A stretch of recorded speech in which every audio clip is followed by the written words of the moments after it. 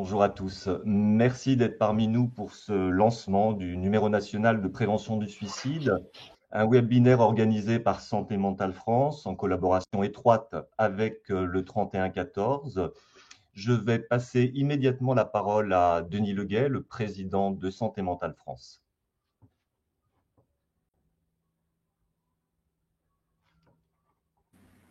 Denis, il faudrait activer votre micro.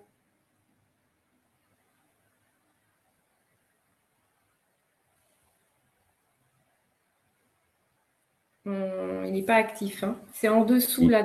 Oui, non, mais Voilà, il a c'est été bon. désactivé C'est bon. il y a 1 minute. Oui. Très bien, merci. Excusez-moi. Donc, bienvenue à ce webinaire qui est consacré à la présentation du numéro national de prévention du suicide, le déjà fameux 3114. Je suis Denis Leguet, président de Santé Mentale France, qui est partenaire de cette démarche nationale.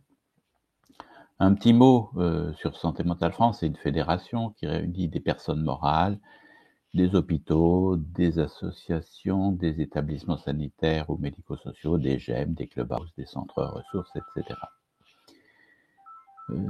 Santé Mentale France est un lieu d'échange, mais c'est aussi un acteur du plaidoyer en faveur de la santé mentale, d'une bonne santé mentale. Elle se veut tourner vers le progrès des pratiques, la recherche de l'efficience, les solutions innovantes. Elle promeut en particulier des pratiques orientées rétablissement pour moderniser et humaniser les prises en charge qui doivent être plus précoces avec le dépistage, les soins précoces, etc. Plus individualisées, davantage tournées vers l'inclusion sociale, plus communautaire, et puis avec le projet d'embarquer la société. La place des personnes vivant avec des troubles psychiques est dans la communauté sociale, c'est notre conviction. Pour cela, il faut aussi prévoir un accompagnement concret, reconnaître et mesurer le handicap, prévoir sa compensation. Mais ces personnes restent vulnérables, parfois gravement. Si l'on veut qu'elles disposent des mêmes chances que la population générale, il faut à tout niveau qu'on veille à leur appropriation des outils dont ils disposent pour gérer leur santé. On aura compris, et j'en termine, que Santé Mentale France, qui veut promouvoir la prévention et qui contribue notamment avec la formation Premier Secours en santé mentale, s'associe pleinement à la démarche du numéro national de prévention du suicide, le 3114. Aujourd'hui, c'est une première étape des déclinaisons que ce nouvel acteur va déployer. À Santé Mentale France, on attend beaucoup de cette action, tant en termes de prévention directe du suicide que par ses effets de déstigmatisation, d'accès aux soins, de démythification des problématiques de santé mentale. Voilà, j'en ai terminé. Bonne réunion. Merci Denis. Moi, je suis le docteur Bertrand Liège, je suis administrateur de Santé Mentale France, mais surtout, j'allais dire, praticien hospitalier et intervenant dans le champ du médico-social dans une association. Alors pourquoi ce webinaire? Avant tout, comme le rappelait Denis, parce que Santé Mentale France soutient toutes les actions de prévention en santé mentale. Également parce que la problématique du suicide est une problématique majeure de santé publique. Si on note une décroissance de la mortalité depuis 2008, la France présente un des taux de suicide les plus élevés d'Europe toujours, avec environ 9000 suicides par an et 70 000 tentatives de suicide hospitalisées par an. J'allais dire, on est plus ou moins tous concernés, à titre personnel parfois, dans les familles, dans l'environnement amical, dans l'environnement professionnel. Donc c'est l'idée qu'il faut faire connaître à nos adhérents cette plateforme et promouvoir l'accès au 3114. C'est un nouvel acteur, de nouvelles ressources. C'est à la fois un numéro national de prévention du suicide, une plateforme donc de prévention, d'écoute, de réorientation et d'intervention de crise. Mais c'est aussi, vous allez le découvrir, un dispositif plus complexe qui propose un accompagnement des endeuillés et une chose qui me paraît importante, une ressource pour les professionnels confrontés à des situations de risque suicidaire, professionnels et non professionnels, j'allais dire. En tant que fédération, Santé Mentale France regroupe un nombre important d'acteurs de la santé mentale, à la fois dans le champ du sanitaire, dans le champ du médico-social, mais aussi de l'associatif. Nous avons des représentants au conseil d'administration de GEM, et c'est donc un nombre important de ressources pour travailler un thème qui nous paraît important, le thème de l'accessibilité des personnes que nous accompagnons et dégager peut-être des spécificités. L'idée que je vous soumets, un des objectifs de ce webinaire, et vos questions, vos interventions en dégageront d'autres, est de créer des synergies territoriales entre les établissements adhérents de Santé Mentale France et les centres répondants 3114 régionaux pour travailler donc ce thème de l'accessibilité au 3114 des personnes accompagnées et dégager des spécificités liées au public que vous connaissez bien et que vous accompagnez. Donc à la fois une démarche spontanée, nous l'espérons, des adhérents de Santé Mentale France vers les centres répondants régionaux, mais aussi une dynamique de la fédération en soutien peut-être des coordinations régionales, animer des groupes de travail et développer une dynamique partenariale. Avant de passer la parole à Marie-Hélène Deschaux, je voulais juste, sur le plan de l'organisation, vous dire que donc, dans le chat, vous pouvez poser des questions. Il va y avoir donc un temps d'échange où ces questions vont être relayées. Et en fin de webinaire, nous vous proposerons un sondage qui vous permettra de nous transmettre vos attentes et aussi vos besoins, peut-être en termes organisationnels. Donc, je passe la parole à Marie-Hélène Deschaux du pôle national 3114. Oui, bonjour. Donc, je suis la directrice opérationnelle de cette équipe projet que l'on appelle le pôle national et qui est en charge du déploiement du 3114. Je remercie Santé Mentale France d'avoir organisé ce webinaire.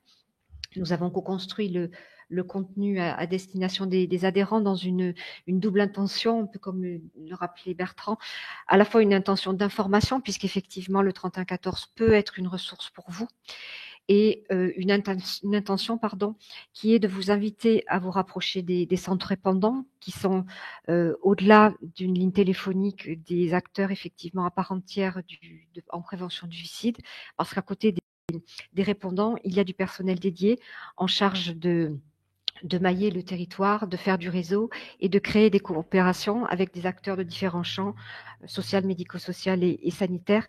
Et donc, cette deuxième invitation, c'est effectivement de vous rapprocher après cette séance de présentation des centres répondants de votre région pour examiner justement ces coopérations et ces complémentarités. Merci.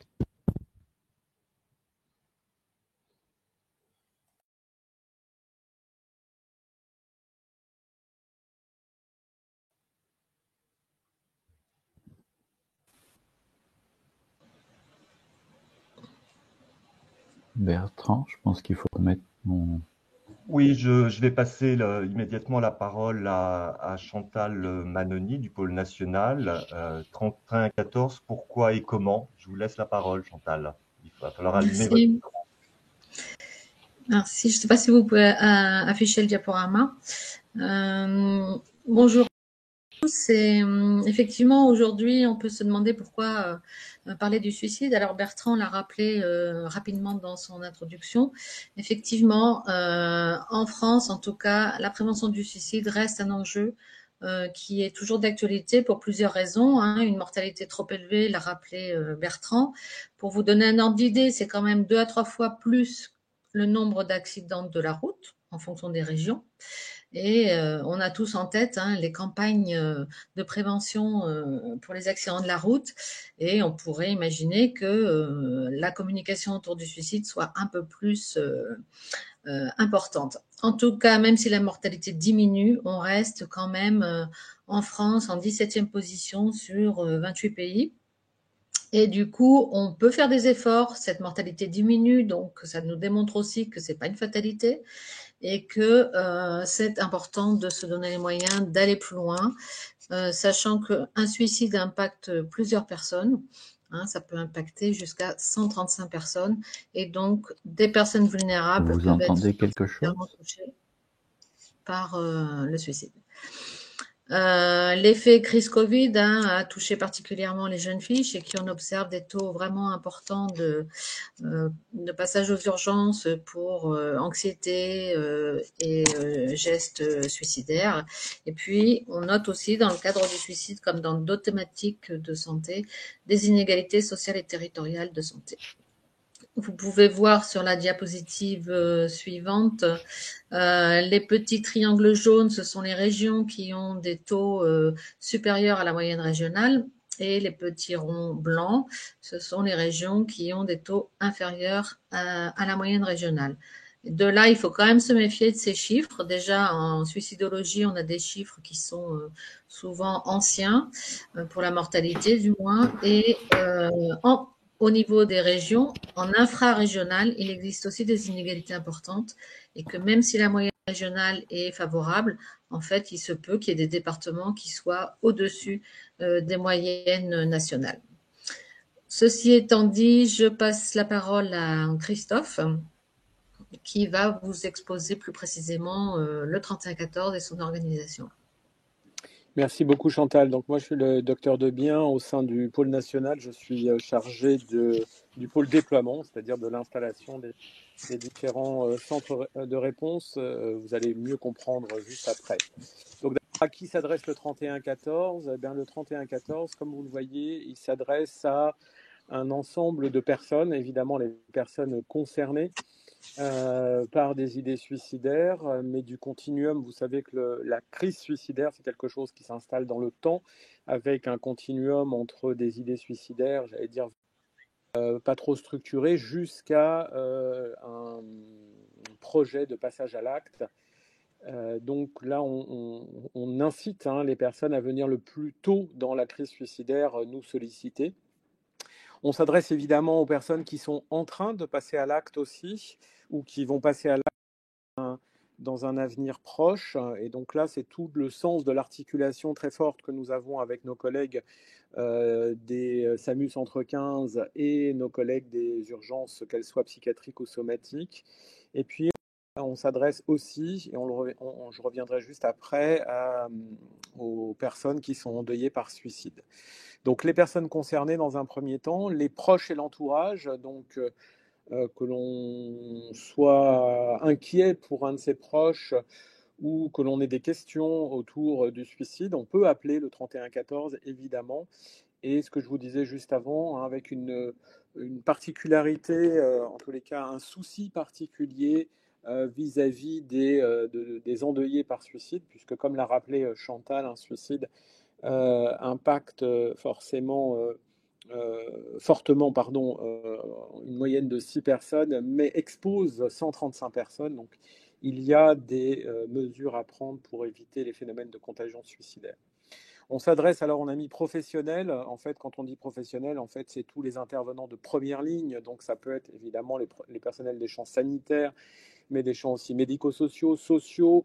Alors, c'est pour ça que le terme professionnel n'est pas le bon, mais on s'adresse aussi aux bénévoles des associations, enfin à tous ceux qui seraient inquiets pour quelqu'un. Vous voyez que là, on fait référence à ce que vous développera tout à l'heure Pierre Grandgenèvre, cette éthique de l'inquiétude, d'être capable d'aller vers l'autre pour voir comment il va.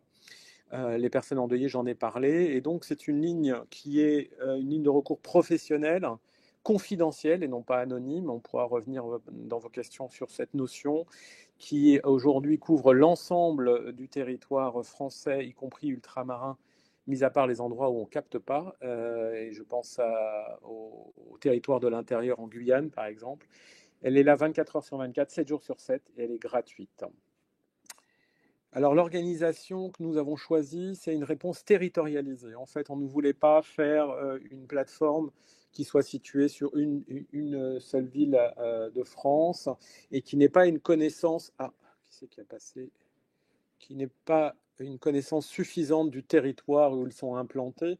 Et c'est tout l'enjeu aujourd'hui du 3114, c'est véritablement nouer des liens, hein, de se mettre en lien les uns et les autres sur des différents territoires, des différentes antennes, pour que la réponse à celui qui appelle soit la plus précise possible et surtout la plus proche physiquement de la personne qui appelle. Donc vous voyez qu'il y a 13 centres. À terme, il y aura un centre par région. Hein. Les centres qui ne sont pas ouverts, comme Paris ou Marseille, vont ouvrir bientôt. Paris va ouvrir mi-novembre. Marseille va ouvrir début janvier. Le centre Val-de-Loire ouvrira en 2023. Et il y a encore aujourd'hui une réflexion sur la Martinique, la Guadeloupe et la Guyane, qui ont des spécificités dont nous devons absolument tenir compte. Alors, ça ne veut pas dire que ces territoires ne sont pas couverts. Hein. Aujourd'hui, région parisienne est couverte par Lille, Tours est couvert par Brest, et puis Marseille est couvert par Montpellier. Mais vous voyez que ça altère un petit peu notre volonté d'avoir une réponse territorialisée fine. À gauche, vous avez des centres qui sont ouverts donc de 9h à 21h hein, en journée. Puis à droite, vous avez les 3 centres qui sont ouverts la nuit. Alors, pourquoi il n'y a que 3 centres? Je ne sais pas qui touche. Voilà. Je ne sais, pourquoi il n'y a que 3 centres qui sont ouverts la nuit? C'est parce qu'il y a beaucoup moins de flux, évidemment. Et surtout, en fait, la philosophie de l'intervention dans la crise suicidaire, c'est de mobiliser des ressources. Et les ressources, à partir de 19h, déjà, elles sont beaucoup plus limitées. Hein. Elles se limitent au recours à l'urgence. Et donc, on a besoin de moins de centres, puisqu'on a besoin de mobiliser moins de partenaires la nuit. Donc, les 3 centres de 24h sur 24, c'est Lille, Montpellier et Brest.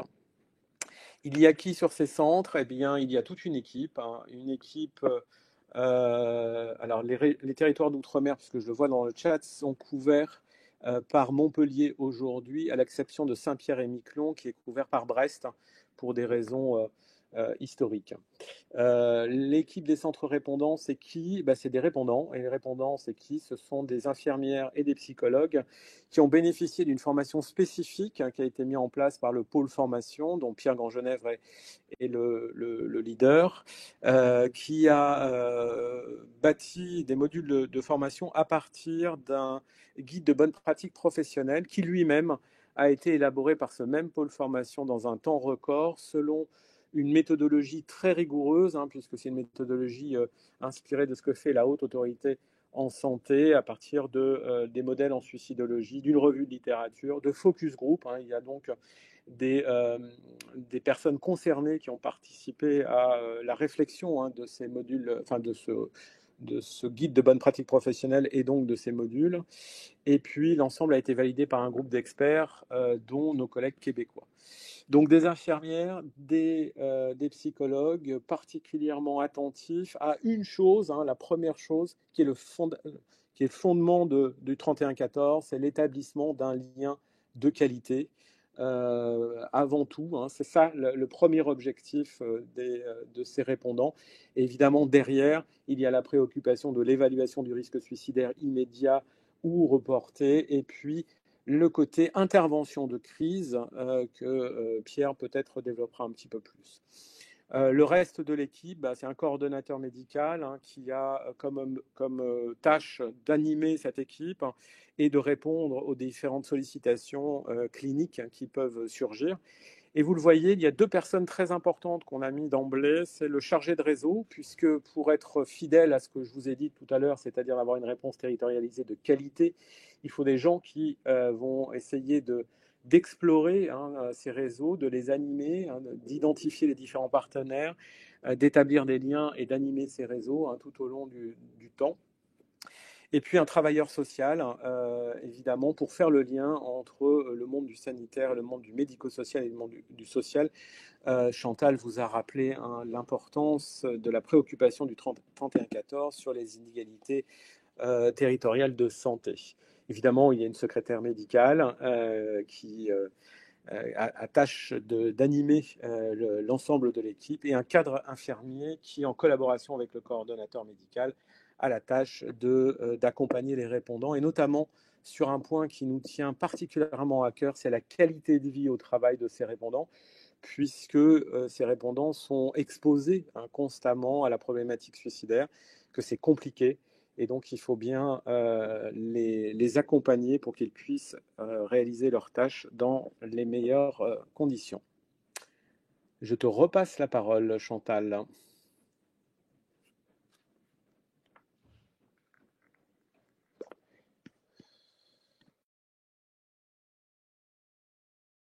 Il faut que tu remettes ton micro, Chantal.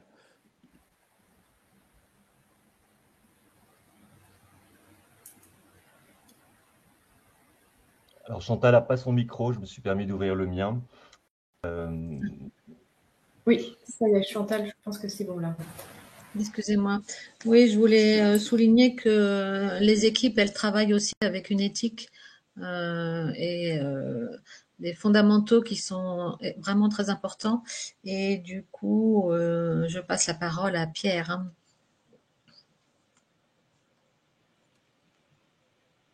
Alors bonjour, bonjour à toutes et à tous. Juste un test de son pour être sûr que vous m'entendez bien. Est-ce que Bertrand, tu peux hocher de la tête si le son est de bonne qualité? Merci, merci Bertrand.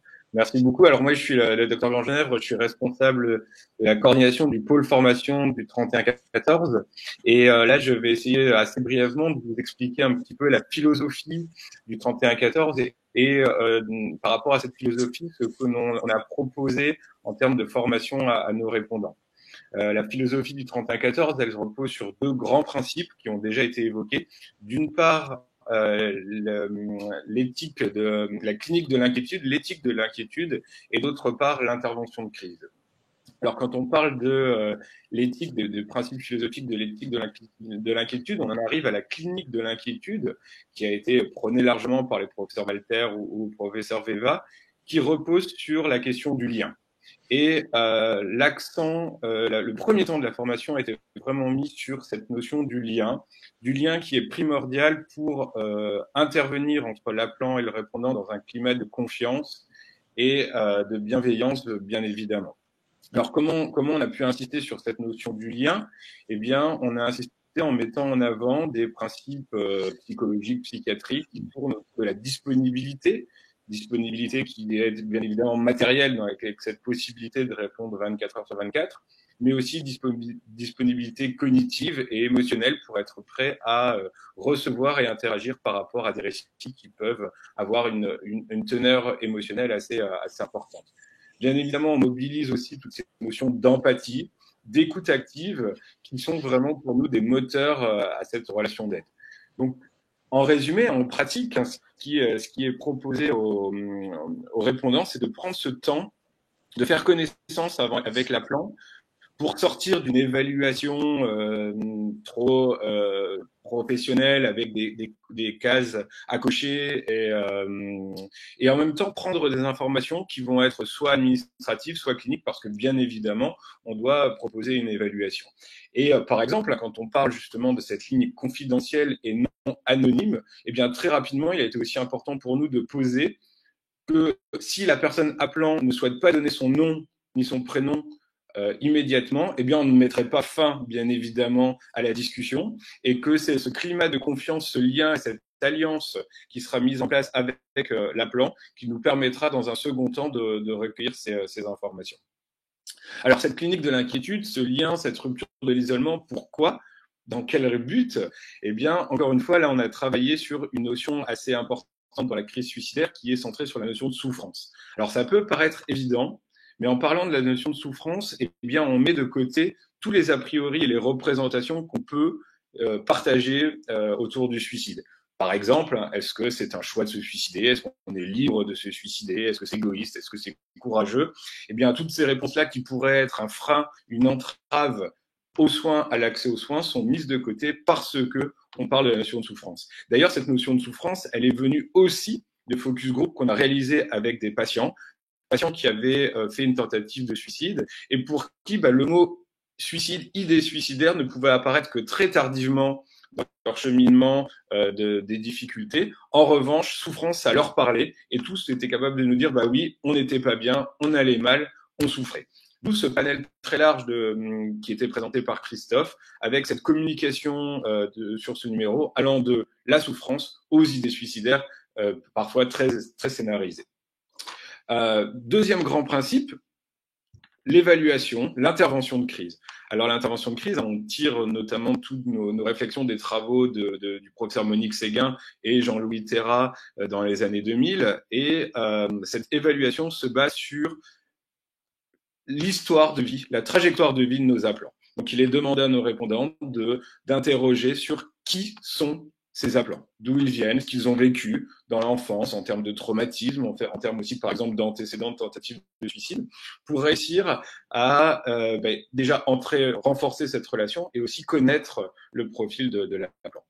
Secondairement à ce recueil de données, eh bien, il y a une évaluation de l'urgence suicidaire, du potentiel suicidaire, qui va nous permettre, nous, de graduer l'urgence dans laquelle se trouve le patient, allant d'une urgence absente, je souffre mais je n'ai pas d'idée suicidaire, faible, les idées suicidaires peuvent être présentes mais différées, à sévère avec un scénario et un risque de passage à l'acte dans les minutes, parfois même dans les heures, parfois même dans les minutes qui suivent l'appel. En fonction de cette évaluation, on propose une intervention. Et l'intervention, elle a deux objectifs principaux. Jouer sur la désescalade émotionnelle, où on sait que, par définition de la crise, les émotions prennent le dessus, prennent une place beaucoup plus importante que les cognitions, c'est-à-dire cette capacité de faire un autre choix que le suicide pour, alors bien évidemment, encore une fois, pas pour mourir, mais pour diminuer sa souffrance. Et donc, jouer sur les émotions et restructurer le cognitif, restructurer la pensée, pour réussir à mener un raisonnement au moment qui peut parfois être perdu au moment de la crise. Ce qui veut dire aussi que le 3114 n'est pas uniquement une garde d'aiguillage, quelque chose qui pourrait être comparable assez brièvement à ce que font les ARM au niveau du SAMU. C'est-à-dire qu'en fonction de l'appel, on ne va pas simplement lui dire « Ah bah là, vous êtes dans ce niveau d'urgence, donc on va vous adresser vers tel ou tel autre service ». Non, l'objectif est d'avoir une réelle intervention de première ligne au téléphone, comme ce qui pourrait être fait pour un premier passage aux urgences. Et on verra en conclusion quels sont les objectifs aussi de cet accès à la ligne téléphonique. Alors bien évidemment, quand on parle de ligne téléphonique, on a dû aussi prendre en compte les contraintes de la ligne téléphonique, et les répondants ont été formés à ces spécificités d'intervention en ligne, avec encore une fois de l'expérience des lignes internationales, de l'expérience des lignes d'écoute et d'aide en France, qui ont pu aussi nous parler des petits indices au téléphone, comme repérer si la personne est seule, s'il y a des gens autour d'elle, tout ce qu'on pourrait appeler le paraverbal auditif, qui a été aussi des éléments au sein de la formation. Alors, une fois que cette intervention est faite, une fois qu'on a mis en place cette désescalade émotionnelle et cette reconstruction cognitive, on réévalue l'urgence suicidaire, avec pour objectif d'avoir diminué cette urgence suicidaire.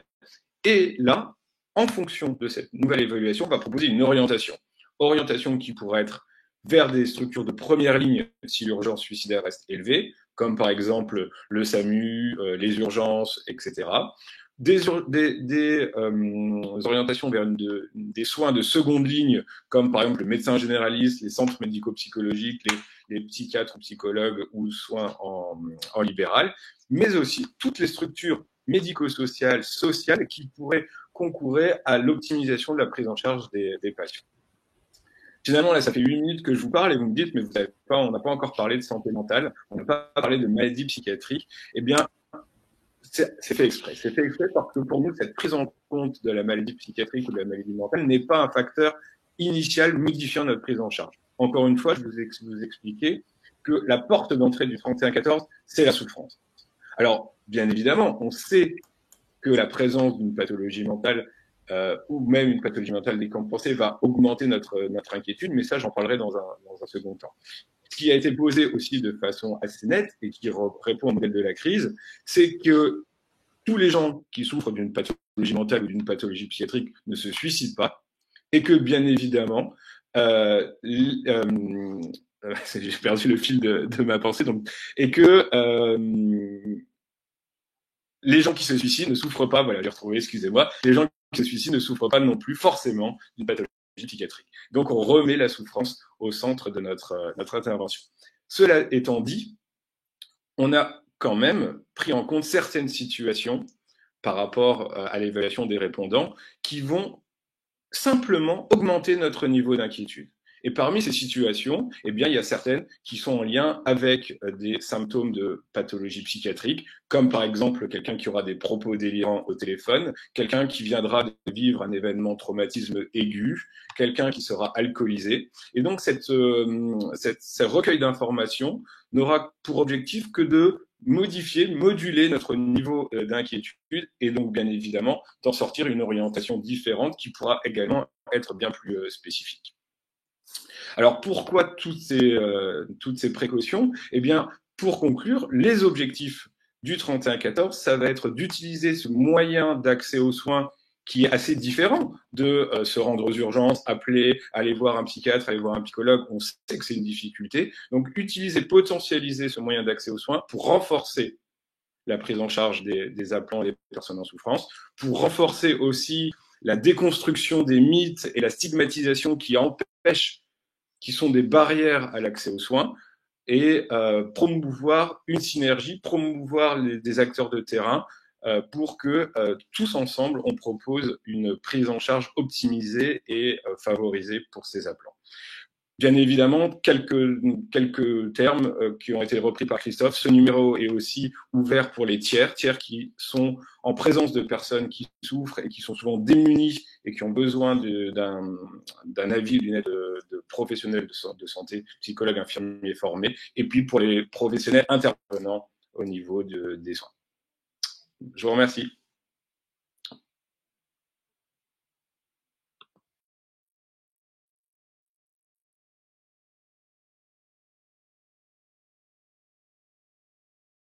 Bertrand, votre micro est coupé. Votre micro, Bertrand.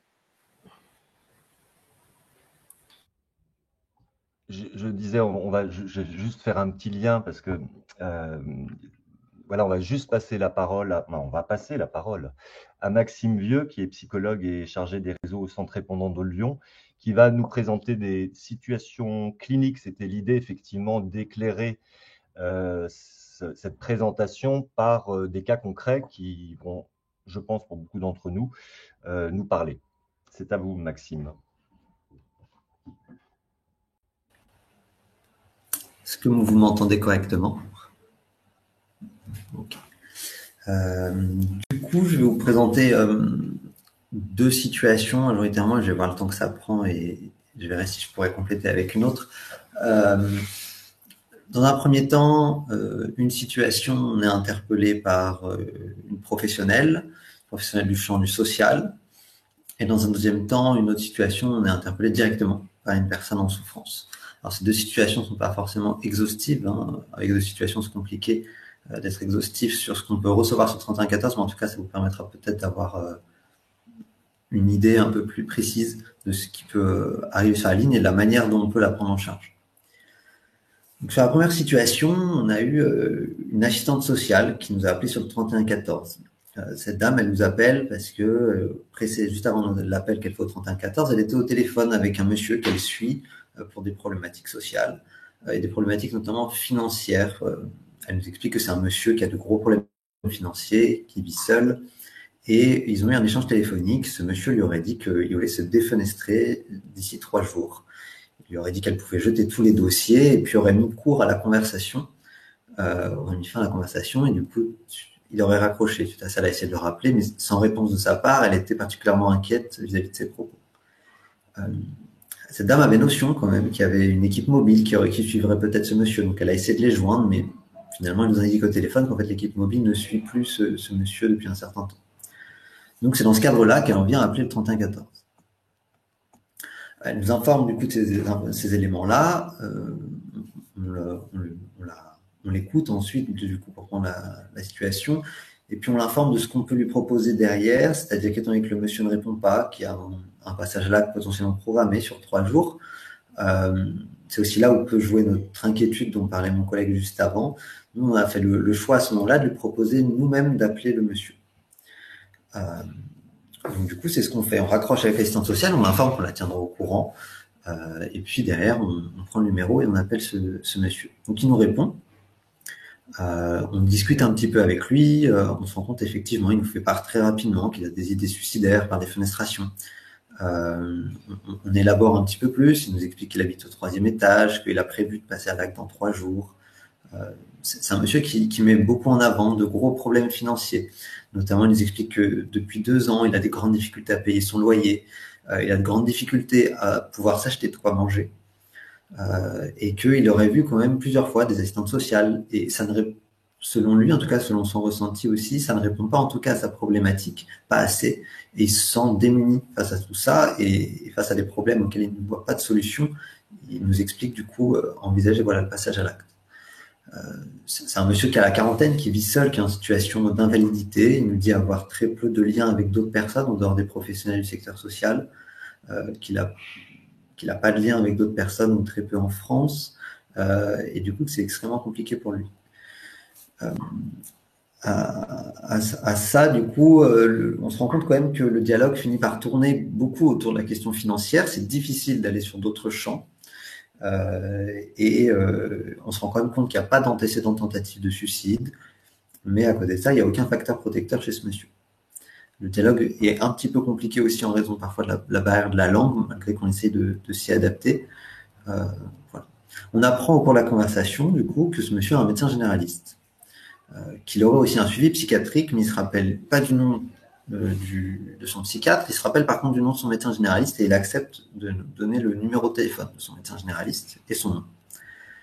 Il nous explique aussi avoir un traitement, mais il n'est pas en capacité de nous dire le nom de ce traitement-là. Donc voilà, donc le psychiatre dans ce moment-là de l'intervention est quelque chose qu'on met un peu à part parce qu'on n'a pas d'éléments supplémentaires, on ne connaît pas son nom, etc.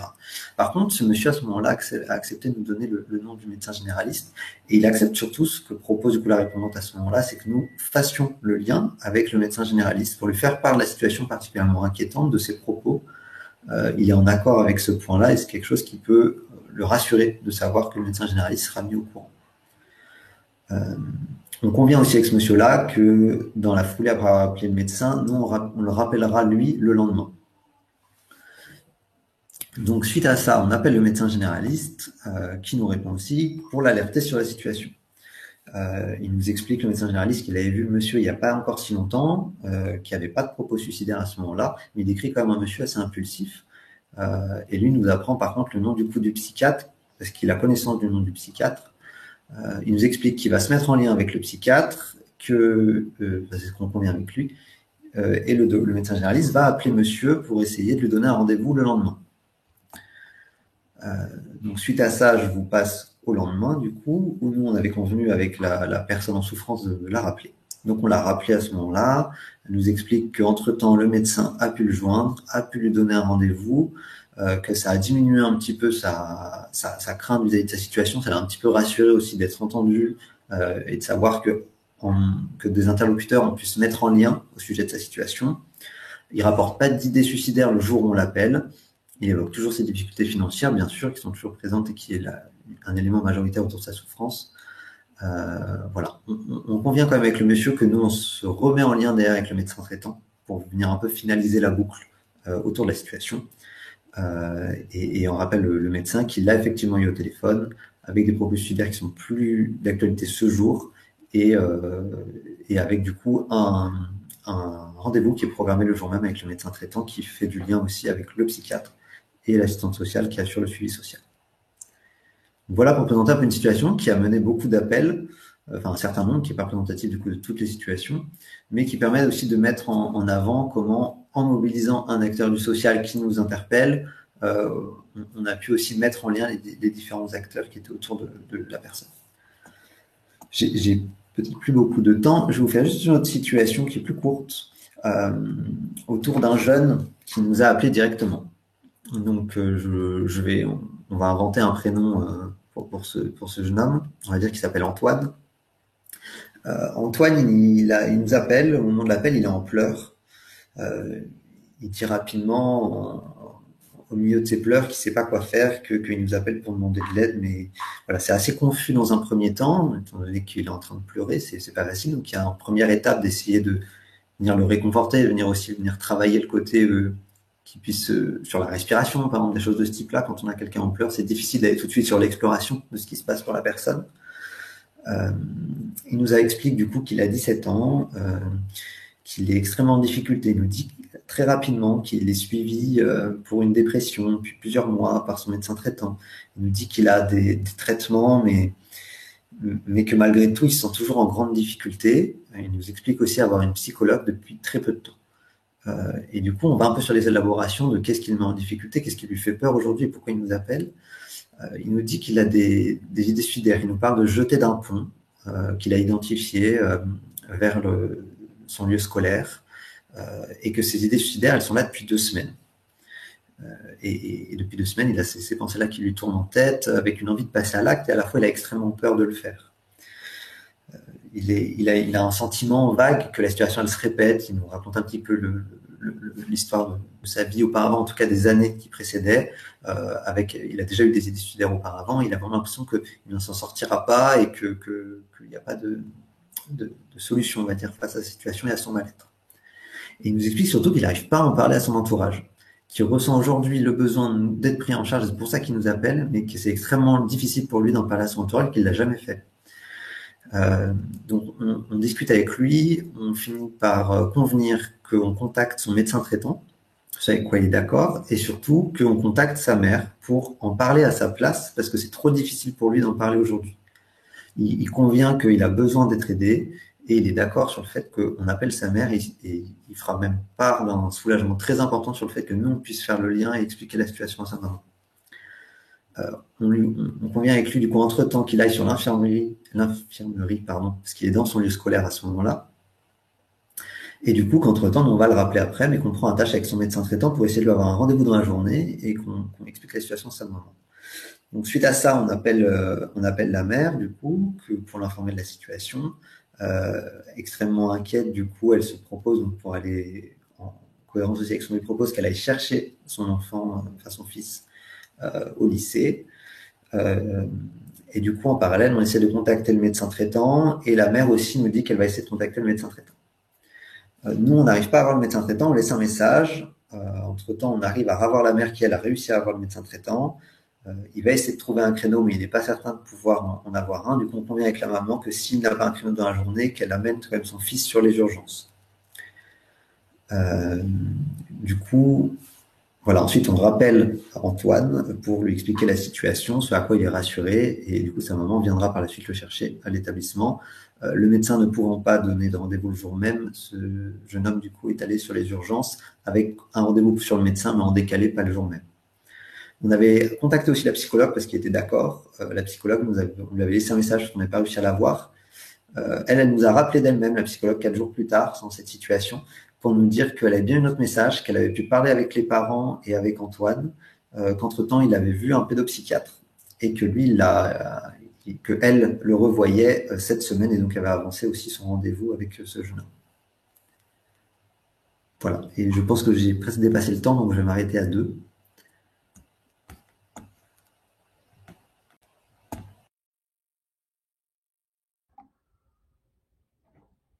Merci Maxime pour ces cas cliniques. On avait prévu un petit moment d'échange avant d'enchaîner sur la question des perspectives et de la collaboration.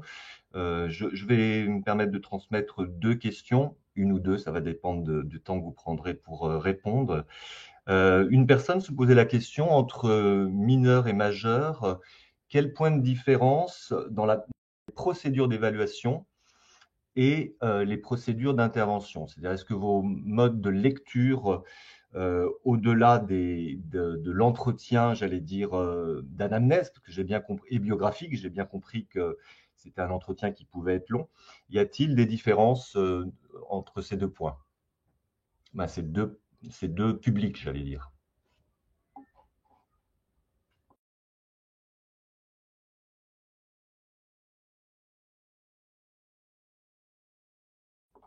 Je ne sais pas qui veut répondre. J'interviens un petit peu, mais je ne répondrai peut-être pas entièrement et je laisserai mes collègues compléter. Déjà, quand on a une personne mineure, sur la partie aussi ça rentre dans l'évaluation, mais surtout sur l'intervention, il va être nécessaire de mettre à un moment donné un adulte de confiance dans la boucle de cette situation. On a régulièrement des situations avec des mineurs, soit pour la personne concernée qui nous appelle, soit des amis où au final, plusieurs jeunes sont au courant de la situation, ou alors uniquement la personne concernée, mais il n'y a aucun adulte qui est au courant. Et pour aussi travailler le lien et pour faire part de notre inquiétude et qu'avoir des idées suicidaires, c'est pas rien et qu'il faut s'en soucier et que les proches du jeune s'en soucient sûrement aussi et aimeraient être au courant, etc. On explique aussi l'intérêt de mettre un adulte dans la boucle, que c'est lourd à porter seul et que c'est lourd à porter surtout lorsque c'est des amis qui nous appellent, par exemple. Donc, il y a vraiment ce travail-là d'essayer de trouver un adulte de confiance qui peut être parfois les parents, qui peut être parfois un grand frère, une grande sœur majeure, qui parfois peut être un prof. Notamment, on a beaucoup d'appels qui viennent des collèges, des lycées, où les personnes sont dans le collège, dans le lycée. Parfois, c'est un des professeurs qui est une personne ressource. Parfois, c'est le CPE. Parfois, c'est l'infirmière du coup scolaire. Parfois, ça peut être quelqu'un de la famille ou autre. Mais on essaye d'inclure assez rapidement un adulte de confiance pour pouvoir nous le mettre un peu au jus de la situation et qui viennent apporter une aide. Alors ça aboutit souvent par la suite, notamment quand il y a besoin d'intervention, qu'il y ait les parents aussi qui soient au courant, mais c'est pas forcément toujours les parents qui sont le premier adulte de confiance identifié. C'est pas forcément grave, mais voilà, ça permet un peu de sortir de ce côté secret qui reste entre des personnes mineures.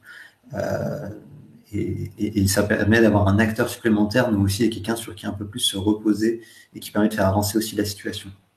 Ça, c'est plutôt ce côté d'intervention que d'évaluation. Si je peux compléter ce que dit Maxime, hein, si on reste sur l'évaluation, bien évidemment, on prend en compte les différences qu'il y a entre le mineur et majeur, notamment en termes de développement. Alors déjà, quand on dit mineur, on peut aussi différencier deux tranches, à la tranche plutôt enfant, et on pourrait la suivre jusqu'à 13 ans, et la tranche plutôt adolescent, de 13 à aujourd'hui on dit 25 ans, mais on va s'arrêter à 18 ans si on parle des mineurs. Donc en fonction justement de ces âges, on prendra en compte le stade développemental et c'est du coup une évaluation qui diffère en quelque sorte de celle du RUD, en tout cas qui est une actualisation du RUD, parce que tout n'a pas été réinventé, où il est beaucoup plus pris en compte ce qu'on appelait les facteurs de risque en termes de vulnérabilité et de développement, donc de trajectoire de vie. Et donc dans ces phases développementales, eh bien, on va prendre en compte par exemple chez l'adolescent, que bien évidemment toutes ces structures de la prise de raisonnement, la gestion des émotions, la maturation développementale de l'enfant ou de l'adolescent n'est pas la même que celle de l'adulte. Et donc bien évidemment en termes d'évaluation, on prendra ça en compte. Et alors de façon très très pratique, on travaille avec les répondants sur cette notion du « je sais pas », qui a une réponse très fréquente chez l'adolescent à une question, en essayant d'expliquer, de travailler comment on peut contourner ces moments où, eh bien, en fonction de leur stade développemental, ils n'ont pas forcément accès à leur cognition, ou alors ils vont passer sur un mode d'expression qui sera peut-être plus émotionnel ou comportemental, comme on peut trouver chez l'adolescent. Donc, bien évidemment, on a pris en compte cette notion de développement pour proposer une évaluation différente entre le mineur et le majeur. Après, Maxime présentait la déclinaison en termes d'intervention, ce que ça va engendrer en termes d'intervention, où là, on va se baser d'une part sur ce que dit la loi avec l'implication d'un majeur, ce qui est possible et pas possible, et bien évidemment aussi la situation de l'urgence qui impacte notre prise de décision.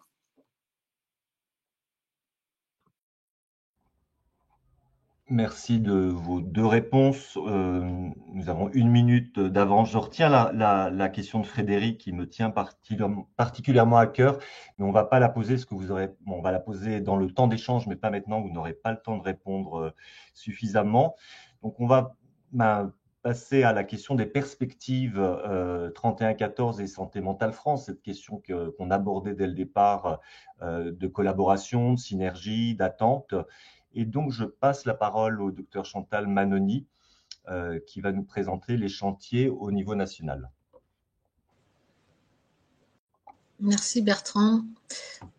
Du coup, est-ce qu'on peut afficher? Voilà. Donc, avec notre petit symbole là, effectivement, au sein de l'équipe du 31-14 et aussi bien entre le pôle national que les centres répondants, on est encore avec des chantiers importants notamment sur base des premières formations qui ont été faites. On a un processus de formation continue avec des modules de formation peut-être un peu plus courts que la formation initiale, mais en tout cas qui sont nécessaires pour que les répondants puissent s'approprier aussi des connaissances et des compétences autour de différents sujets. On a un axe important de développement de la postvention. Donc Christophe vous en parlait tout à l'heure, la postvention, c'est l'ensemble des actions qui vont contribuer à la prévention du suicide pour les personnes exposées à un suicide. Ça peut être une postvention individuelle, donc des aspects cliniques, et puis des modalités collectives pour que les milieux de vie puissent se préparer et à s'organiser en cas de suicide dans leur milieu. Donc la postvention individuelle, elle est confiée à Édouard Laune, qui est le spécialiste sur ce sujet-là au centre du Vinatier à Lyon. Et puis la postvention collective est plus portée par une équipe de Lille et le programme Papageno.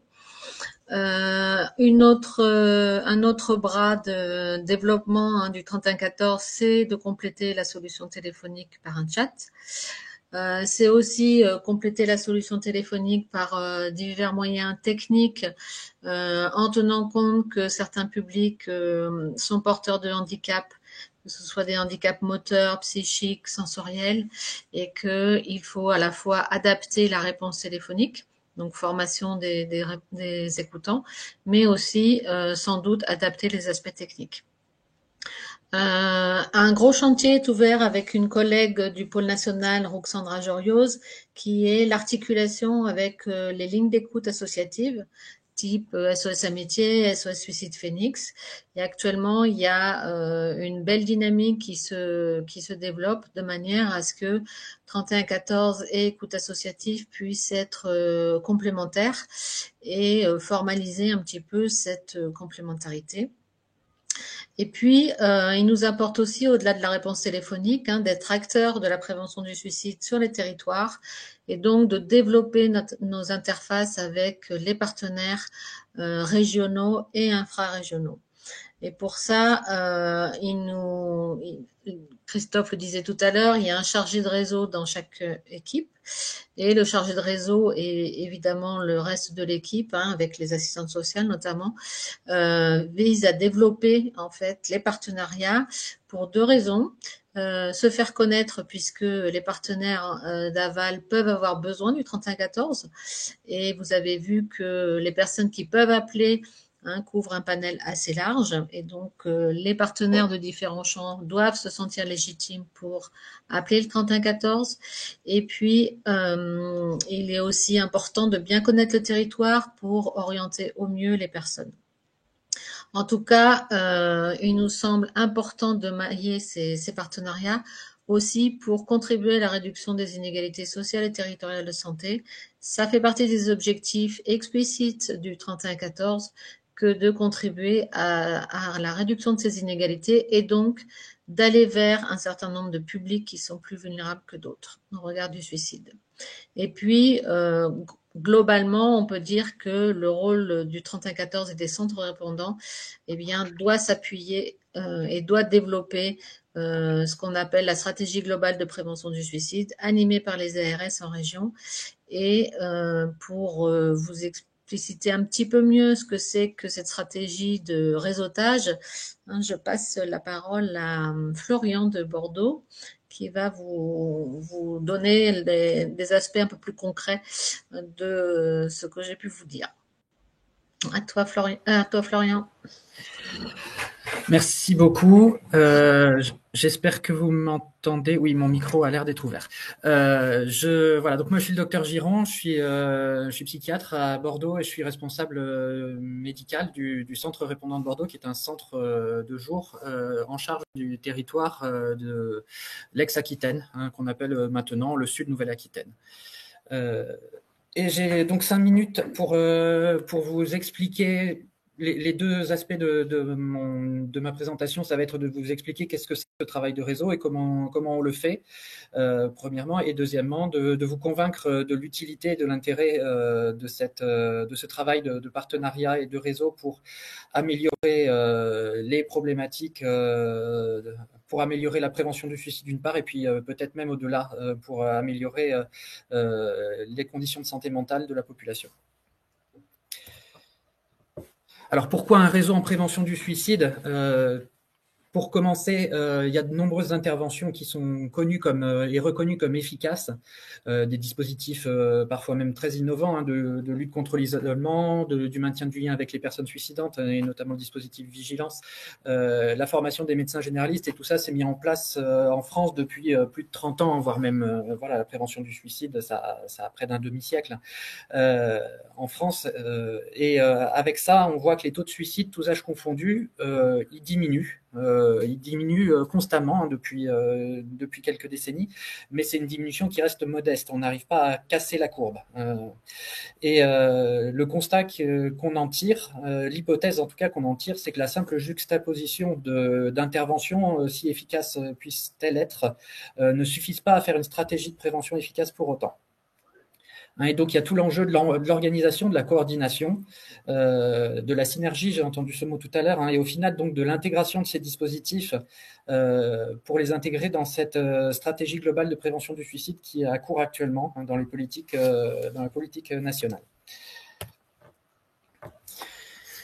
Le 31-14, encore une fois, la prévention du suicide, ça date pas d'hier, ça a des décennies, et le 31-14 arrive comme un nouvel acteur sur des territoires qui sont déjà, pour certains, bien organisés, ou en tout cas très impliqués dans la prévention du suicide.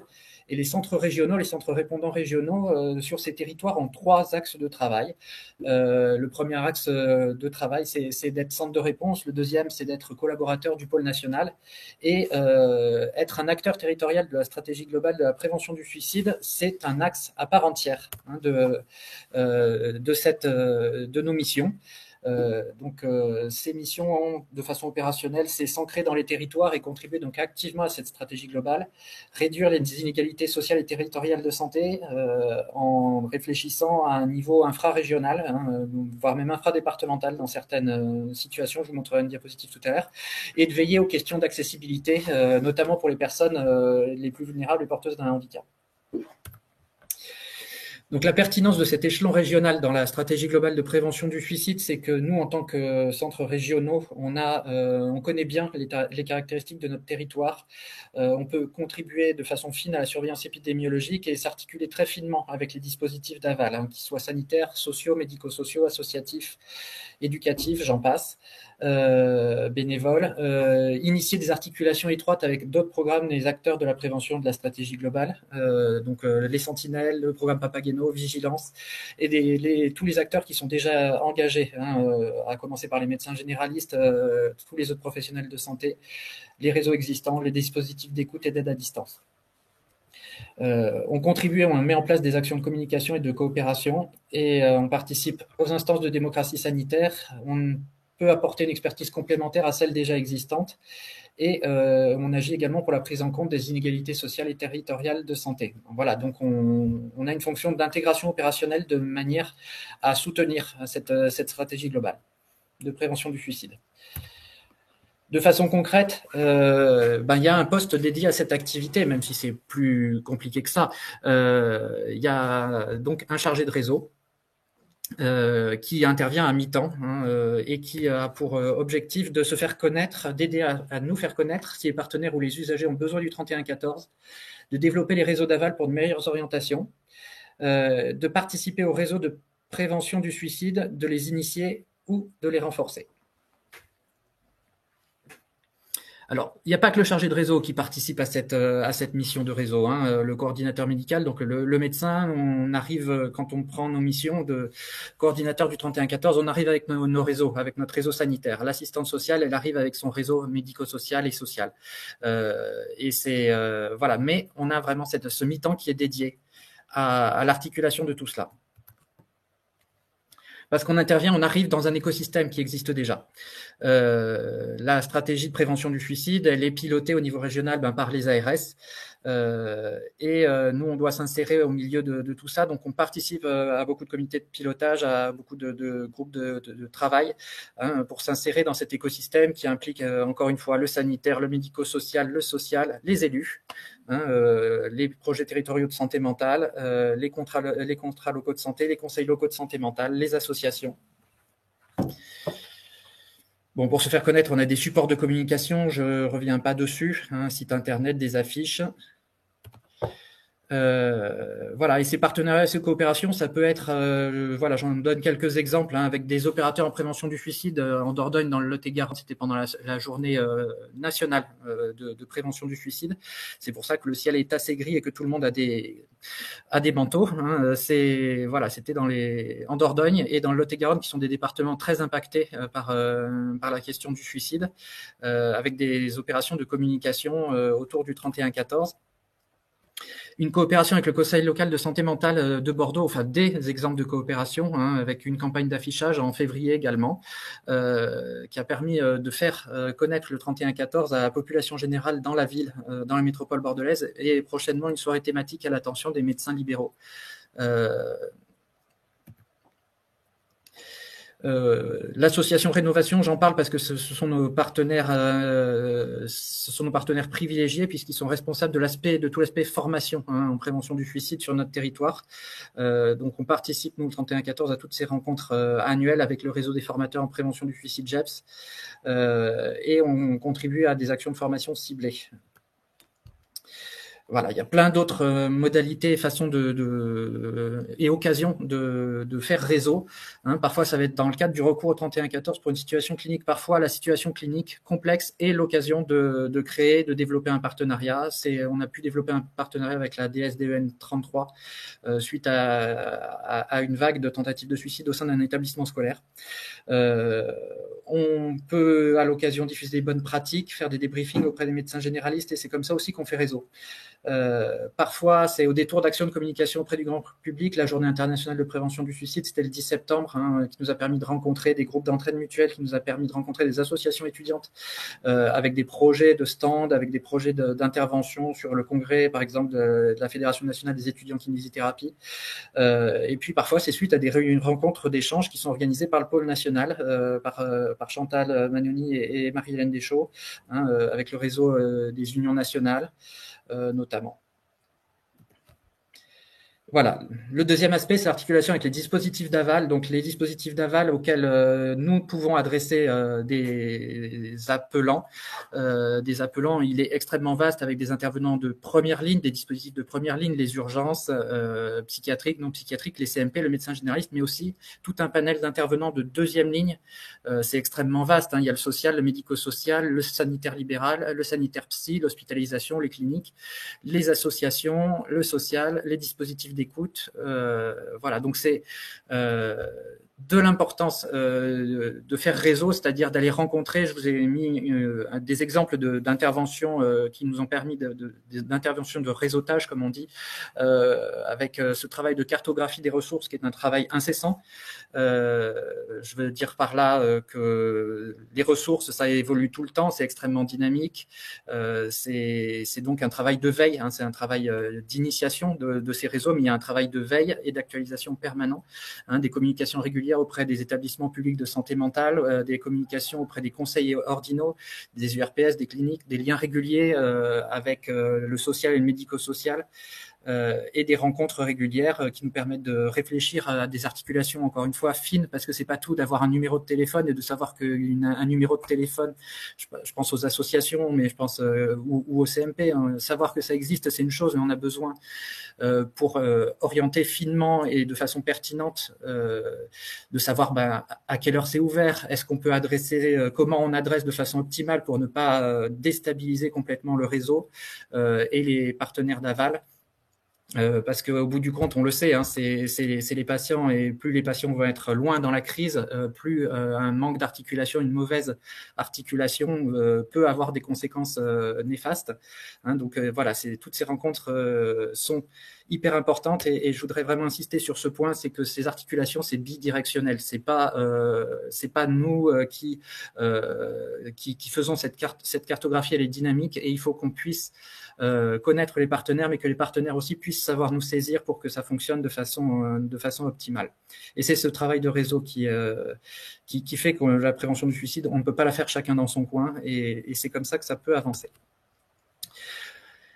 Il y a aussi une forte implication du 31-14 dans la réduction des inégalités sociales et territoriales de santé. Je ne sais pas si je fais un affront à certains en donnant la définition des inégalités de santé, mais c'est vrai que c'est une notion où on en a parfois une conception intuitive et on ne sait pas exactement ce que c'est. Mais les inégalités de santé, c'est des différences qui sont évitables et qui sont importantes dans le domaine de la santé et qui sont liées à des différences, entre les groupes sociaux. Les déterminants, ça peut être le genre, ça peut être le pays de naissance, ça peut être la composition familiale, le niveau de revenu, la profession, le soutien social, mais également les politiques sociales qui peuvent avoir un impact sur ces différences. Et on sait, c'est largement documenté, que c'est à l'origine d'importantes inégalités sociales de santé. Juste une diapo pour illustrer ça, c'est le taux de tentative de suicide en fonction du niveau de vie, c'est-à-dire du revenu. Si on divise la population en 4 quarts en fonction de leur revenu, voilà, le quart qui a les plus faibles revenus, c'est à gauche, et le quart qui se suicide le plus. Et à droite, ceux qui ont un revenu les plus aisés se suicident moins. Alors pas de raccourci, c'est pas l'argent fait le bonheur, mais on sait qu'il y a une association statistique entre le fait d'avoir un faible niveau de vie et un risque de passage à l'acte suicidaire. Il va falloir bientôt conclure. Je conclus. Voilà, donc c'est ma dernière diapositive en fait. Donc le 31-14 est donc engagé dans cette réduction des inégalités sociales et territoriales de santé et il y a une attention particulière dans ces départements les plus impactés par le suicide. On voit au niveau infrarégional, là c'est l'Aquitaine, à quel point il peut y avoir des différences à quelques kilomètres de Bordeaux, qui est pourtant une zone plutôt favorisée. Voilà, ma conclusion est très courte. Le travail continue. Connaître et se faire reconnaître dans des acteurs de la prévention du suicide, c'est un travail qui débute. On fait aujourd'hui un webinaire de lancement du 31-14. On a ouvert il y a 1 an, mais je crois que vous avez raison. On est encore dans une phase de lancement. Et affiner, actualiser les articulations, se faire connaître, c'est un travail qui est encore dans cette phase de lancement. Je vous remercie de votre attention et je suis désolé d'avoir un petit peu débordé.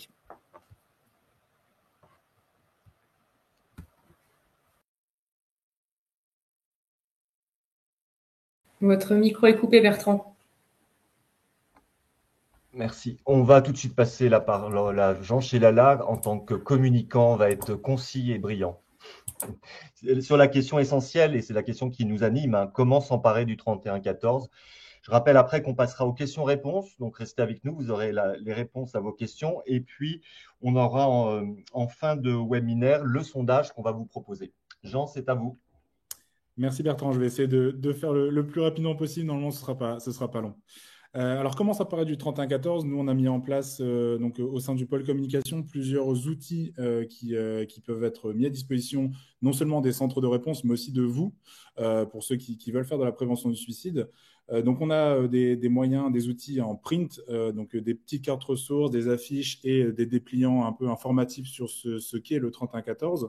On a également des outils digitaux, donc on a un site internet 3114.fr qui est une mine d'informations et de ressources assez importante, donc n'hésitez pas à aller faire un tour.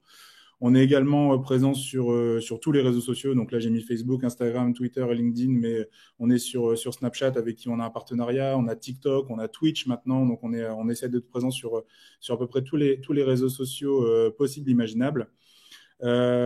Si vous voulez déjà avoir un premier aperçu de ce qui est possible de faire, vous pouvez vous rendre sur le site donc 3114.fr dans la rubrique Je suis professionnel, je veux communiquer sur le suicide et sa prévention et je cherche des outils de communication. Là, vous pourrez trouver, il y a voilà, des outils à votre disposition sans problème. Et la deuxième partie, c'est donc des centres de réponse qui sont à votre disposition. On a mis en place des adresses mail génériques pour tous les centres de réponse. Donc, n'hésitez pas à les contacter. Donc, vous pourrez retrouver ce petit tableau-là sur le site, encore une fois, donc dans la rubrique « Je suis professionnel » et « Je souhaite contacter un centre répondant ». Donc, vous pouvez contacter le centre répondant le plus proche de chez vous. Et si vous voulez recevoir un kit de communication, donc le kit de communication, comme je le rappelle, c'est les affiches, les cartes ressources et les dépliants. Vous pouvez soit contacter un centre de réponse par mail, ou soit m'envoyer un mail directement jean.chelala@3114.fr. Voilà, j'étais très rapide. Bravo Jean. J'espère avoir le son. C'est bon. Bravo Jean. C'est le temps des questions-réponses, des échanges. Mes collègues de Santé Mentale France ont dû sélectionner des questions qui vont s'afficher. Je les laisse faire ou j'en ai dans ma tête aussi que j'ai sélectionné. Si elles apparaissent pas, comme on a peu de temps, en fait, ça passe vite au bout du compte. Hein. Je vais me permettre, ouais, le temps qu'ils en affichent. Il y avait, voilà. Comment faire si l'on souhaite déposer? Ah oui, vous avez des candidatures si vous manque de personnel. Je ne sais pas. Je l'avais gardé en tête, mais je ne sais pas si c'est le moment d'y répondre. Marie-Hélène, vous voulez dire deux mots? Oui, alors en fait, l'objectif, c'était pas de faire un appel aux candidatures, mais bien évidemment, s'il y a des personnes qui sont intéressées, il faut se rapprocher du centre répondant via l'adresse générique qui a été indiquée et en fonction de l'état des recrutements, voir avec eux les possibilités de candidater. Moi, je voulais relayer une question, je me permets, qui peut paraître, comment dire, qui est complexe et qui dénote bien des difficultés des professionnels. Je pense surtout au médico-social où je travaille, mais aussi au champ social et aux bénévoles et aux familles. La question, c'est à quel moment voit-on que les personnes ont des envies suicidaires, qui n'est pas une question facile. Moi, dans la question tout à l'heure abordée, le cas clinique concernant un jeune qui ne pouvait pas en parler, moi j'ai aussi l'idée, parce que la problématique suicidaire, ça en sert un nœud de demande qu'il va falloir un peu décrypter, mais qui est un nœud de demande complexe. J'ai l'idée que plus on est à l'aise avec la question de sa propre existence, parce que je crois qu'on se l'est tous posé à un moment ou à un autre, plus quand on vieillit, et parfois des questions autour du sens de son existence, plus on est probablement à l'aise pour partager ces questions. Et moi, d'ailleurs, dans la pratique, ça m'arrive de dire à des patients, mais c'est une question voilà, qui nous traverse tous à un moment de notre existence. Donc, à quel moment voit-on que la personne a des envies suicidaires? C'est une question difficile. Hein. Qui veut répondre? Pierre? Oui, je peux répondre. Alors, je suis complètement d'accord avec toi, Bertrand, quand tu dis qu'on a tous nos représentations et que le suicide nous traverse et que il va chercher en nous des choses des fois qu'on suspecte même pas, parce que c'est des choses qu'on a pu voir dans les films, lire dans les livres, avoir vécu dans son histoire familiale proche ou des fois sur plusieurs générations.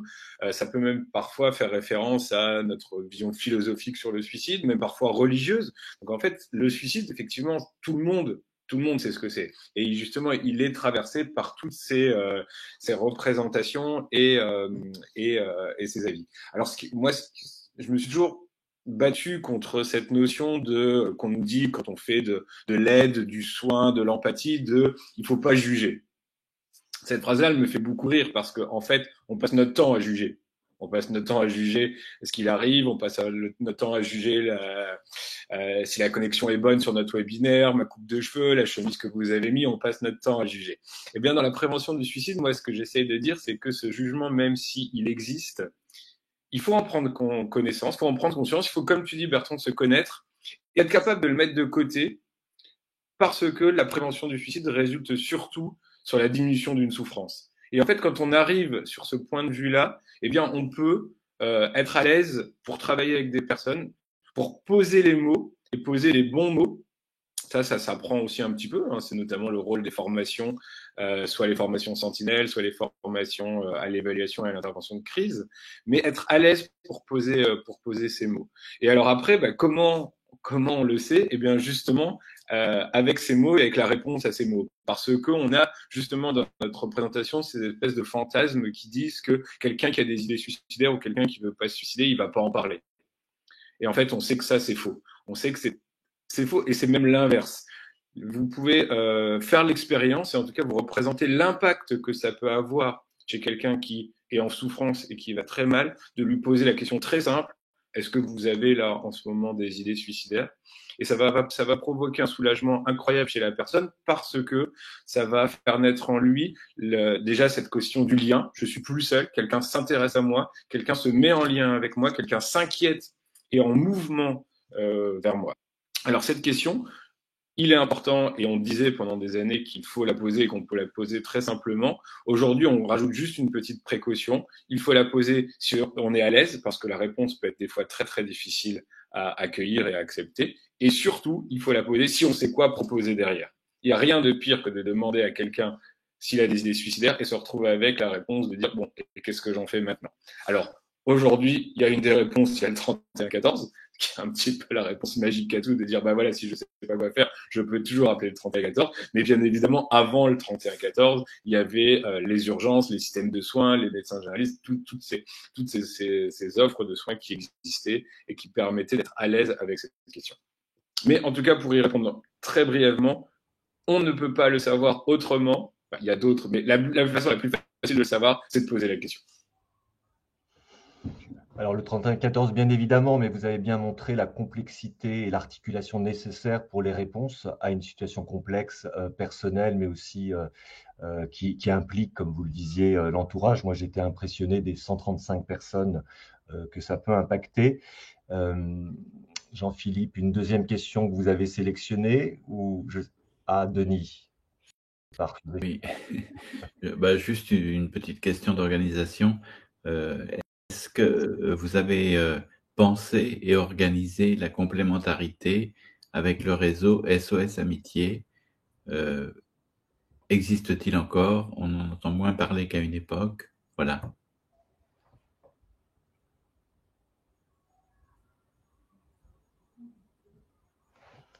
Qui répond? Oui, moi je peux répondre à cette question. Effectivement, cette complémentarité, elle existe. Mais effectivement, toujours dans notre philosophie de travailler avec la logique de chacun à sa bonne place de manière complémentaire, on chemine avec SOS Amitié pour justement travailler là-dessus, mais pas que avec SOS Amitié, avec un ensemble d'associations qui font de l'écoute à distance.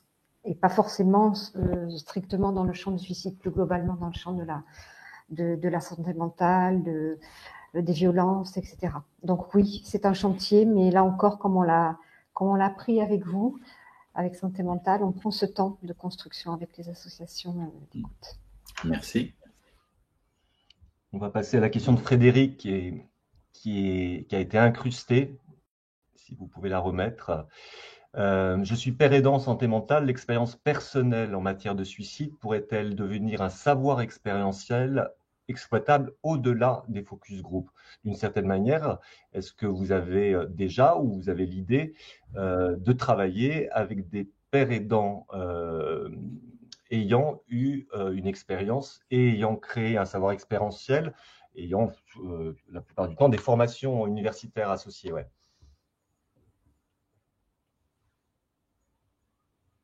Alors, je peux aussi répondre à cette question. Alors, on n'a pas travaillé directement avec des pères aidants, mais en revanche, on sait que l'expérience personnelle, le savoir expérientiel et notamment le témoignage de personnes qui ont traversé une crise suicidaire et qui aujourd'hui ont mobilisé des ressources, vont mieux à travers tout ce qui a pu être mis en place et notamment l'accès aux soins, eh bien, ont un impact incroyable sur les personnes bien évidemment vulnérables, hein, sur les personnes qui vont mal.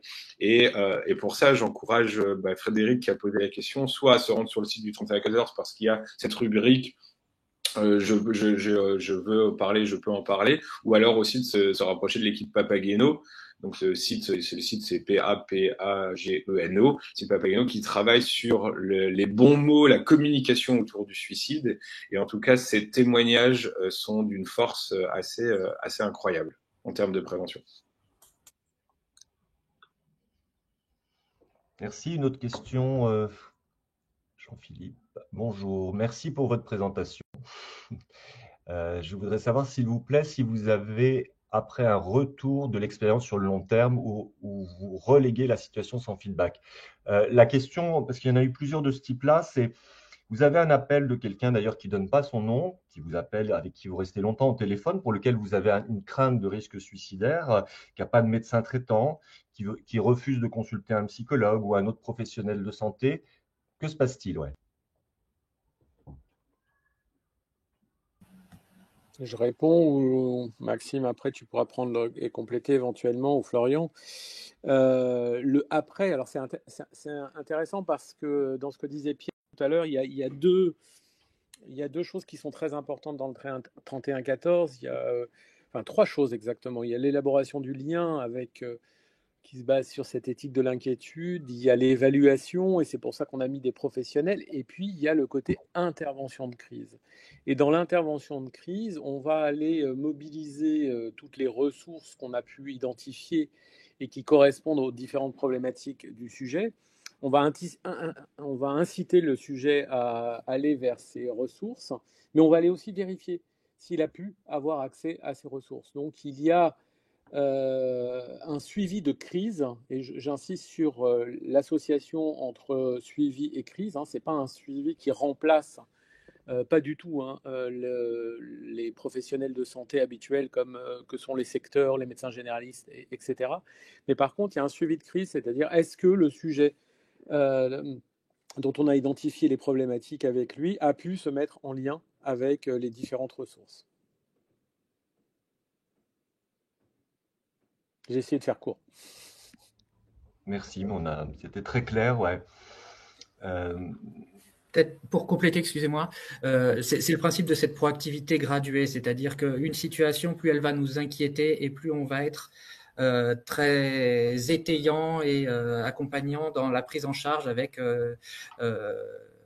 ça peut même aller jusqu'à appeler à la place des gens, hein, s'ils sont vraiment dans une crise immédiate. Après, ce feedback, il va rester sur le temps de la crise, hein, c'est-à-dire qu'à partir du moment où les personnes sont en sécurité, notre suivi va s'arrêter là. On ne va pas savoir ce que ces personnes deviennent 15 jours, un mois après, sauf si on a un retour, et voilà. Mais ce qui peut générer des frustrations. Hein, mais voilà, c'est aussi la philosophie de la prévention du suicide, c'est s'inquiéter, c'est manier notre inquiétude, hein, et savoir en faire quelque chose. Merci. Vous parliez de l'éthique de l'inquiétude et de l'empathie. Je crois que c'est une formulation de Lebovici, l'empathie sensible, qui est une position, j'allais dire, bien plus bienveillante et constructive que ce qu'on appelait la neutralité dans le passé. Je ne sais pas si on a d'autres questions. Il nous reste 3 minutes. Eh bien oui. En termes de prévention, est-ce qu'il existe des interventions dans les centres de formation auprès des jeunes? Je prolongerai la question parce qu'il y en a eu une autre sur une thématique similaire. Donc, y a-t-il des programmes spécifiques? On entend centre de formation auprès des jeunes, mais quelqu'un posait la question, qui n'est pas anodine, des programmes de prévention en milieu rural et particulièrement dans les professions agricoles. Alors, je monopolise la parole sur les réponses, mais je peux répondre. Je pense qu'il faut pas non plus. Enfin, il faut faire la distinction au niveau des axes de la prévention du suicide entre le 31-14 et celui de la formation. Au sein du 31-14, il y a bien évidemment le pôle formation qui s'adresse aux répondants, mais un des autres axes de la stratégie globale de prévention du suicide est de développer la formation à différents niveaux. Et dans ce sens-là, le groupe d'études et de prévention du suicide, donc le GEPS, a travaillé avec la Direction générale de la santé pour mettre en place une réingénierie de la formation initiale qui était la formation Terra-Séguin des années 2000. Et donc en 2007, il y a 3 modules de formation qui sont assez différenciés en fonction des cibles et des missions plutôt qu'en fonction des niveaux. C'est-à-dire que je ne fais pas le niveau 1 puis le niveau 3, 2 puis le niveau 3, mais en fonction de mon type d'intervention, je suis telle ou telle formation. Et eh bien, par exemple, pour les agriculteurs ou pour des centres comme les centres de formation auprès des jeunes ou de personnes qui interviennent auprès des jeunes, eh bien, on propose, si ce sont des intervenants non cliniciens, là, de suivre la formation Sentinelle qui se développe. Et donc là, il va même y avoir une feuille de route nationale qui est en train d'être rédigée là, ces prochains jours pour l'agriculture, avec la mise en place d'un réseau de sentinelles qui ont pour objectif d'être le premier maillon de la chaîne de la prévention du suicide. Le rôle sera de repérer quelqu'un qui va mal et de l'orienter vers quelqu'un qui sera capable de faire de l'évaluation. Donc, sur le site du GEPS, GEPS, vous pouvez justement trouver toutes ces validations de formation qui sont proposées. Jean a mis le site en ligne, mais proposées par la Direction générale de la santé et le GEPS. Merci. Si je peux me permettre de compléter, effectivement, hein, la formation. Là, ce qui brouille un peu les pistes, ce qui peut brouiller les pistes, c'est que les responsables du 3114 sont souvent des formateurs également. Comme je le disais dans mon diaporama, chaque territoire a un opérateur chargé du déploiement de ces programmes de formation sur l'ex-Aquitaine, c'est l'association Rénovation. Voilà. Et c'est vers eux qu'on va adresser. Mais le 3114 a également cette mission d'orienter vers les ressources de formation. Si le 3114 est contacté pour dire on aimerait organiser une formation dans notre institution ou auprès de nos professionnels, le 3114 va orienter vers ces ressources de formateurs. Et peut-être que vous allez nous retrouver en tant que formateur, mais ce sera passé par l'organisme chargé de ça. Merci. Je profite de votre propos pour reprendre notre objectif, la question de la proximité, j'entends à travers la formation, mais aussi ce thème complexe pour lequel vous nous aviez interrogé, la question de l'accessibilité, des spécificités. Je pense que c'est les acteurs de terrain qui connaissent bien leur public depuis des années, qui peuvent répondre à ces questions localement, j'allais dire. Donc voilà, se rapprocher. Le 3114 a déjà fait un travail important sur les handicaps sensoriels. Quid des troubles de santé mentale, ou pour ma part, j'ai souvent l'idée que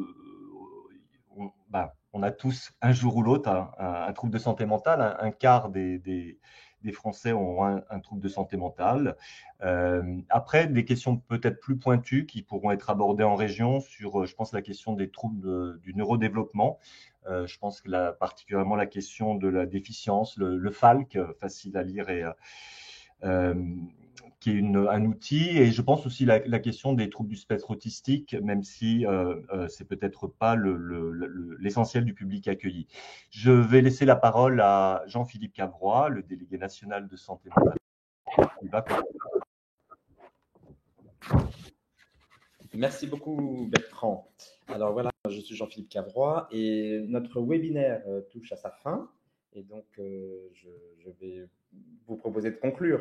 Alors, tout d'abord, on voulait vous signaler, comme l'a annoncé Bertrand, un sondage va apparaître sur les écrans et on vous remercie de bien vouloir le remplir.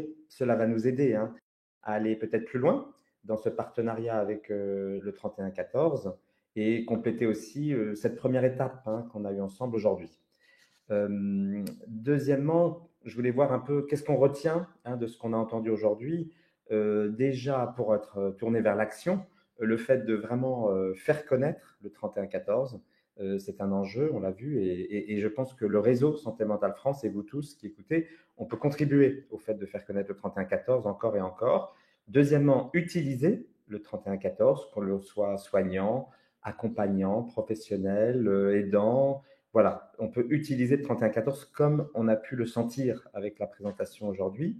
Troisièmement, travailler avec les équipes du 3114 et les centres régionaux en particulier, que ce soit pour l'amont et pour l'aval. Et on l'a très bien vu avec l'expérience dont Florian Giron nous a fait part sur Bordeaux. Le travail peut se faire, et c'est le but du jeu, sur les territoires pour travailler ensemble et pouvoir faire ce travail en amont ou en aval, bien sûr. Et puis, quatrièmement, contribuer à peut-être aider le 3114 aussi, si besoin est, à affiner, approfondir peut-être certaines choses pour la problématique particulière de personnes avec un problème de santé mentale. Voilà. Je voulais terminer, sinon, en vous disant un grand merci à vous tous d'avoir assisté à ce webinaire et bien sûr aux équipes du 3114 qui nous ont permis de bien comprendre, de sentir, de voir comment tout cela fonctionnait et nous donner envie de poursuivre ce partenariat.